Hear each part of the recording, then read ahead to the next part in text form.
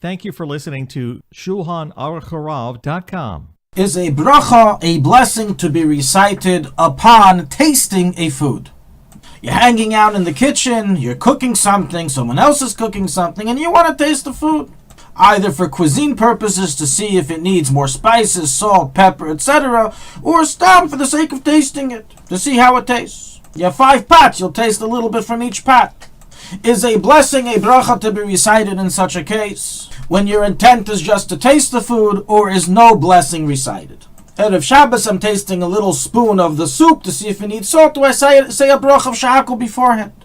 So this matter is a major debate amongst the Rishonim and the Poskim.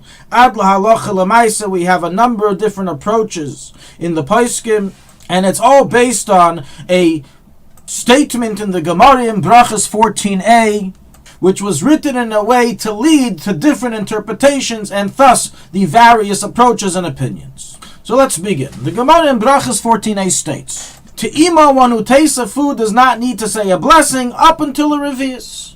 So this sounds like very straightforward. If you're having less than 86 milliliters of soup, which you are in a little spoon, then you don't say a bracha upon tasting it. What questions then come up that are subject to debate? What's the intent of tasting? Does it refer to a person who is placing the food in his mouth for tasting purposes and swallowing it? Or does it only refer to a person who's putting the food in his mouth and then spitting it out after he tastes it?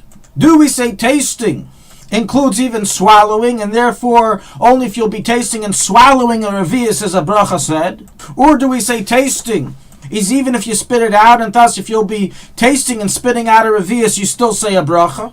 While if you actually swallow it, it's not called tasting, and no matter how much you swallow, a bracha would be said. So practically this is the matter that's debated amongst the Rishonim. The Rif and the Rambam in Brachas are of the opinion that tasting is defined as a small amount of food that's less than a revius, and it makes no difference whether you'll be swallowing it or not swallowing it. And thus, in their opinion, whenever you're tasting less than a revius of food, or that's by a liquid, by a solid, it's a kazayas, 27 grams, whether you spit it out or swallow it, you don't say a bracha. However, Tosfos and Rabbeinu Hananel rule understand the Gemara to mean tasting means spitting out. And that's when we have the measurement of a revius, that if you're tasting up to a revius, but not more, then you don't say a bracha. But from revius and onward, you say a bracha, even though you're spitting it out. However, if you're swallowing it, then a bracha is always said.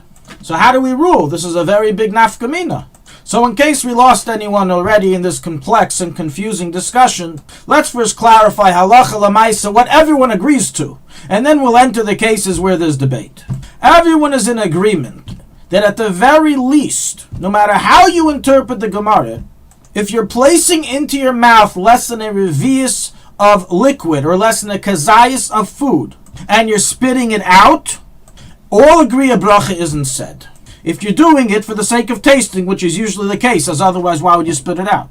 So if I put some soup in my mouth to see if it needs salt, and then spit it out, everyone agrees no bracha, because you didn't put a revius in and you spat. Now let's go to the opposite angle of where everyone agrees a bracha should be said. I plan on tasting and swallowing more than a revius or a kazayas of the food. In that case, everyone agrees, no matter how you interpret the Gemara, a bracha needs to be said. As A, you're swallowing, so you follow the opinion of Tosfos and Rabbeinu Hananel, and B, you have more than a revius, so you're following the opinion of the Rif and the Rambam. So there's no suffix in such a case. In which case do we have, or cases do we have the debate? In the last two scenarios. Scenario A, I plan on tasting and spitting out more than a revius. And scenario B, which is the more common case, I plan on swallowing less than a revius. I'm putting a little bit of soup in my mouth and swallowing it, but it's less than a revius of soup. That's where the Machlekes Rishonim is applicable, and now how do we rule? So the Alter Rebbe in the Shulchanaruch and the Seder and Luach Birchas Hanenin rules very clearly, l'chumra in both cases, that a bracha is required. Meaning, If you are plan on tasting, even if you're going to spit it out, more than a revius or kazayas of food, or you plan on swallowing even a drop of the soup, a bracha is to be said, and this is the psak halacha lamaisa for those who follow the rulings of the Alter Rebbe, of the Shulchanaruchharav, as written in the Shulchan Aruch 167.9, 168.7, Seder Birchas Hanen in chapter 8, halacha 10 through 11, Luach Birchas Hanen in chapter 2, halacha 11, and chapter 8, halacha 12. And the reason is, explains the Alter Rebbe, as tasting is only defined as spitting out, but if you swallow, you're benefiting, and it's already not tasting, and therefore bracha has to be said, as rules Tosfos and Rabbeinu Chananel. However, if you plan on tasting and spitting it out, and it's less than a revius, then everyone agrees a bracha isn't said, as we mentioned already, as to mandate a blessing, there has to be also benefit of the stomach, not just of the mouth. What do other poskim rules, such as the Sfardim, the Mechaber, the Ramah, the Mishnah Brura, for other sects of Jewry, for what they should do when tasting soup on Erev Shabbos or any other case where you plan on swallowing a little bit? So the Mechaber and the Shulchan Aruch brings both opinions in the Rishonim. In chapter 210, halacha 2. Practically, although the Mechaber and the Shulchan Aruch doesn't give an arbitration, in the Beis Yosef in chapter 210 he does, and he says Safik brachas lahakil, and likewise rules the Ramah there that Safik brachas lahakil. And what this means is as follows, as explained by the Mishnah Brura and other Achronim, that in both scenarios that we gave earlier under debate, a bracha is not said. So if you're tasting and spitting out any amount of food, even more than a revius, they hold you don't say a bracha, because we suspect for the opinion of the Rambam and the Rif.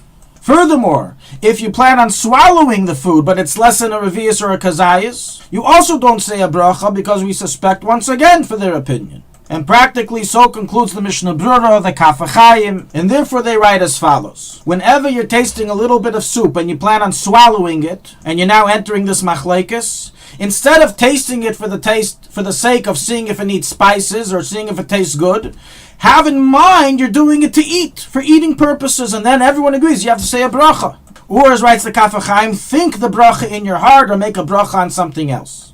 So let's now summarize bottom line halacha l'maisa. When you plan on tasting a food to see if it needs spices or for the sake of tasting it if it tastes good, and you plan on spitting it out, then if it's less than a revius or a kazayas, which is usually the case, you do not say a blessing.